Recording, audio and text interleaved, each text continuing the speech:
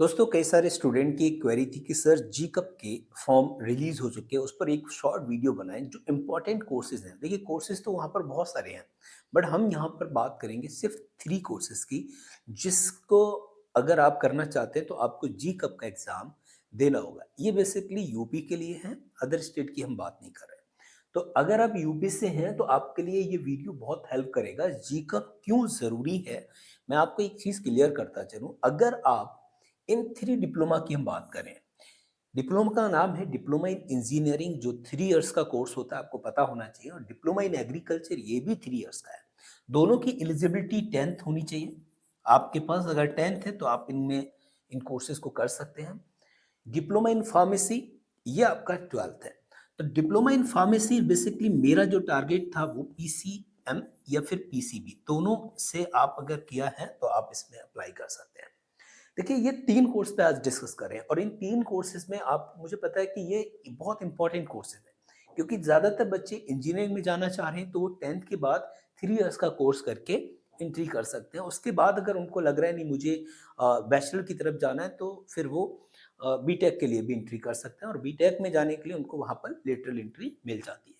तो एक तो ये डिप्लोमा इन एग्रीकल्चर इंजीनियरिंग, अगर आप एग्रीकल्चर में इंटरेस्ट रखते हैं, आपका शौक है, आपको जाने का प्लान है एग्रीकल्चर इंडस्ट्री में। आपको पता है कि इंडिया में एग्रीकल्चर में बहुत ज़्यादा ग्रोइंग सेक्टर है और बहुत ज़्यादा अपॉर्चुनिटीज़ हैं यहाँ पर। तो डिप्लोमा इन फार्मेसी, जैसा कि आपको पता है कि फार्मेसी पिछले 4 से 5 सालों में बहुत टॉप पे रहा है। ज़्यादातर बच्चों ने फार्मेसी को सिलेक्ट किया है और इन कोर्सेज में एडमिशन लिए।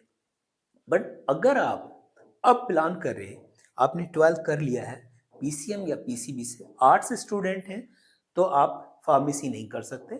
आप डिप्लोमा इन इंजीनियरिंग या डिप्लोमा इन एग्रीकल्चर इंजीनियरिंग में मूव कर सकते हैं। ये ऑप्शन आपके पास है। और भी बहुत सारे कोर्सेज हैं, ऐसा नहीं कि सिर्फ यही कोर्सेज हैं।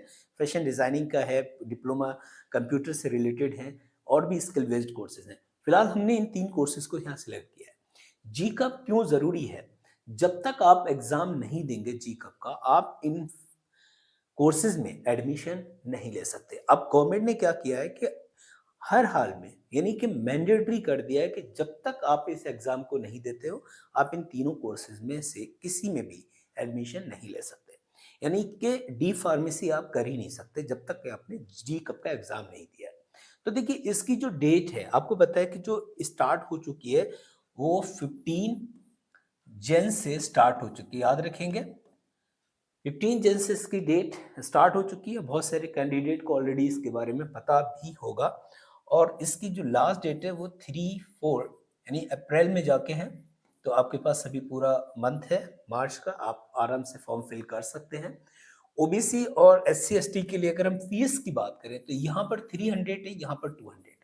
तो ये बेसिक इन्फॉर्मेशन आपके लिए थी।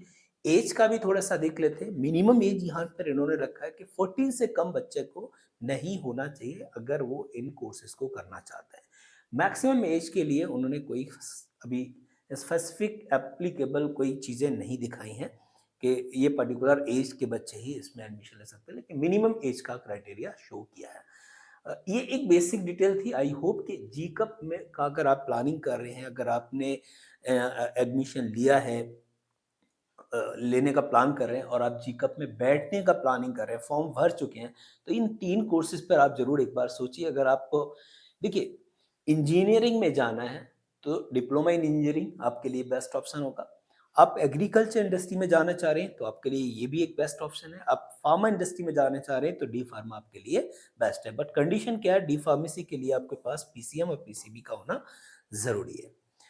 आई होप कि आपका ये भी क्वेरी, क्योंकि कई सारे स्टूडेंट की क्वेरी थी, और हमने कोशिश की कि ये आपकी जो क्वेरी है वो भी रिज़ॉल्व होनी चाहिए। Thank you. थैंक्स।